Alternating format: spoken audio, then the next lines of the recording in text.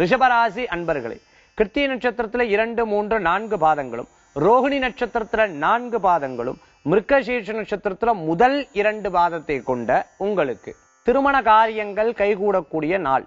இன்றைய கிரகநிலை பார்த்துட்டோம்னா நிச்சயதார்த்தம், சீமந்தம் போன்ற விஷயங்கள்லாம் எதிர்பார்த்துட்டு இருக்கிறவாளுக்கு நல்ல செய்திகள் வந்து சேரும். வயதான பெரியவங்க குழந்தைகளுக்கு நல்லபடியா கல்யாணம் பண்ணி பார்க்கணுமே, குழந்தைகளுக்கு சில விஷயங்கள் நல்ல காரியங்கள் செய்யணுமே, அவளுக்கு சொத்து எழுதி கொடுக்கறது, உயிர் எழுதி வைக்கிறது, இவாளுக்கு ஏதாவது ஒரு பொருட்கள் கொடுக்கறது, இந்த மாதிரி எண்ணங்கள்லாம் தோன்றக்கூடிய சுபமான தினம் இன்றைய தினம்.